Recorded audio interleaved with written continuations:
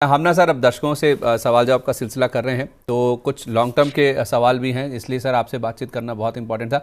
एक सुशील शर्मा जी पूछ रहे हैं, सर आइनॉक्स विंड और एनवायरो इंफ्रा में लॉन्ग टर्म के लिए यानी कि 2 से 3 साल के लिए क्या टारगेट मिल सकते हैं? अगर सर आपके नज़र में ये दोनों स्टॉक्स हैं, एनवायरो इंफ्रा और आइनॉक्स विंड, इस पर आप गाइड कर सकें इनको। से देखो, आइनॉक्स विंड की बात करें तो वहाँ of course no renewable energy में, खास करके विंड एनर्जी में दो ही कंपनी है, आइनॉक्स विंड है और सुजलोन है।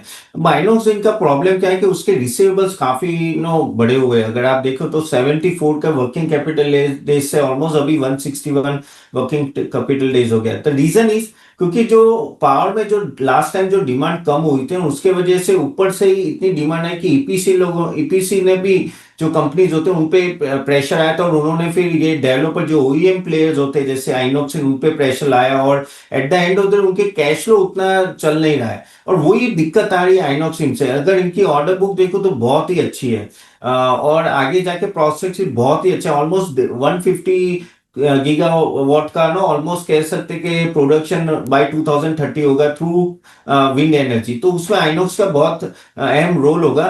तो और कोई चिंता नहीं, एक दो क्वार्टर मुझे लग रहा है ये कैश फ्लो ठीक होने में लगेगा। वर्किंग कैपिटल इस लेवल पे अगर लेना है तो थोड़ा लीजिए, आप एसआईपी मैनर में इन्वेस्ट करिए। आइनॉक्स विंड अगर आपका 2-3 साल का भी होगा, बहुत ही अच्छा रिटर्न मुझे लग रहा है कि यहां से देगा, क्योंकि स्टॉक ऑलरेडी गिर चुका है। दूसरा, एक जो एनवीरो इंफ्रा की बात करें, एनवीरो इंफ्रा में भी प्रॉब्लम वही हो रहा है कि वहां इनके पास अगर आप देखो पीएनएल बहुत ही अच्छा है एंड एवरीथिंग, लेकिन इसका भी वही है कि इसके कैश फ्लो का इशू बहुत ही, यानी दोनों एक्चुअली क्या हुआ, दोनों में यही प्रॉब्लम आ गया। इसका भी 30 वर्किंग डेज से ऑलमोस्ट 89 वर्किंग डेज तक पहुंच गया है। अब इसका कैश फ्लो का इशू इसलिए है क्योंकि जिस तरह से कॉन्ट्रैक्ट्स मिले, एग्जीक्यूशन उस तरह से होने रहे, और एट द एंड रिसीवेबल्स काफी बढ़ रहे हैं। सो यहाँ भी वही प्रॉब्लम है। तो ये स्टॉक शायद कंसोलिडेट होगा इस लेवल पे थोड़े टाइम का।